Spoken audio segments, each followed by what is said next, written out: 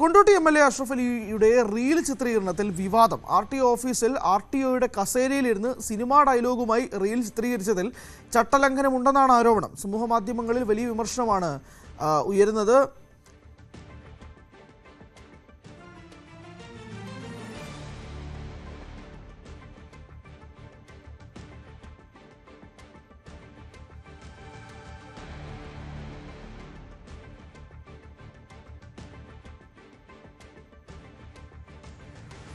അനുമോദുണ്ട് വിശദാംശങ്ങളുമായി.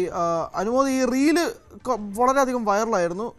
സാമൂഹിക മാധ്യമങ്ങളിൽ ശക്തമായ വിമർശനവും ഇതുമായി ബന്ധപ്പെട്ട് ഉണ്ടായിരുന്നു. ആ വിവാദങ്ങൾ കൂടുതൽ കത്തുകയാണ്. എന്താണ് വിശദാംശങ്ങൾ?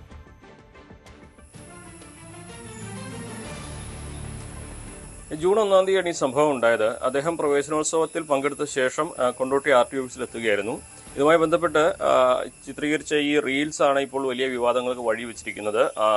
RTOയുടെ കസേരയിൽ അദ്ദേഹം ഇരുന്നതും അതിന് മുമ്പ് സല്യൂട്ട് സ്വീകരിച്ചതും അതിനേക്കാളൊക്കെ അപ്പുറം ഈ ഒരു തമിഴ് ദളപതിയുടെ ഒരു മ്യൂസിക് കൂടി, സംഗീതം കൂടി ഇതിൻ്റെ പശ്ചാത്തലത്തിൽ കൊടുത്തതും ഒക്കെയാണ് ഇതിന് വലിയൊരു വിവാദത്തിലേക്ക് വഴി തുറന്നിരിക്കുന്നത്. അതായത് ഒരു MLA ഇത്തരത്തിലാണോ പെരുമാറേണ്ടതെന്ന ചോദ്യമാണ് സാമൂഹ്യ മാധ്യമങ്ങളിൽ പലരും ഉന്നയിക്കുന്നത്. ഇടതുപക്ഷ പ്രൊഫൈലുകളാണ് കൂടുതലായിട്ടും ആ ചോദ്യം ഉന്നയിക്കുന്നത്.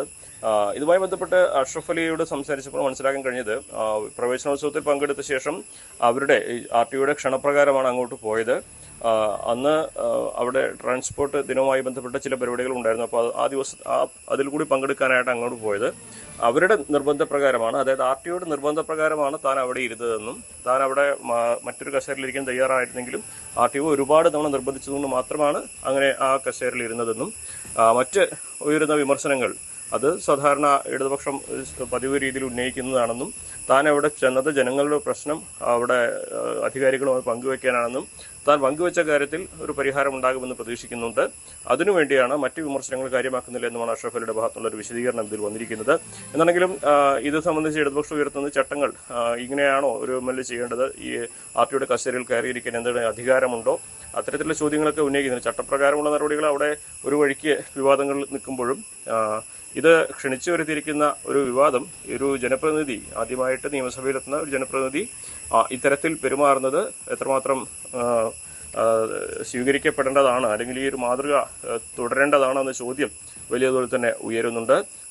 സാമൂഹ്യ മാധ്യമങ്ങളിലൂടെയുള്ള വിമർശനമല്ലാതെ മറ്റൊരു തരത്തിലേക്കുള്ള വിമർശനങ്ങളിലേക്ക് ഇടതുപക്ഷം ഇതുവരെ കടന്നിട്ടില്ല എന്നുകൂടി ഈ ഘട്ടത്തിൽ നമുക്ക് അറിയാനാകുന്നുണ്ട്. എന്നാണെങ്കിലും ഇത് സംബന്ധിച്ച് വലിയ വിവാദങ്ങൾ ഒരുപാട് പേരൊന്നും ഉയർത്തുന്നില്ല.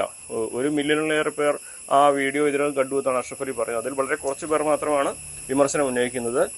താൻ ചെന്നത് ജനങ്ങൾക്ക് വേണ്ടിയാണ്, ജനങ്ങളുടെ കാര്യം അവർക്ക് മുമ്പിൽ അവതരിപ്പിക്കാനാണ്. താൻ അവിടെ ഇരുന്നത് അവിടുത്തെ അധികാരികൾ നിർബന്ധിച്ചത് കൊണ്ട് മാത്രമാണെന്നും മറ്റ് വിവാദങ്ങൾ കാര്യമാക്കുന്നില്ല എന്നുമാണ് അഷ്റഫ് അലി ഇക്കാര്യത്തിൽ വിശദീകരിച്ചിരിക്കുന്നത്. എന്തായാലും വളരെയധികം വൈറലായ ഒരു വീഡിയോ ആണ്. അതിനാണിപ്പോൾ CPM ഹാൻഡിലിൽ നിന്നും സോഷ്യൽ മീഡിയയിൽ വിമർശനങ്ങൾ ഉയരുന്നത്. കൂടുതൽ വാർത്തകൾക്ക് News 18 Keralam YouTube channel subscribe ചെയ്യുക.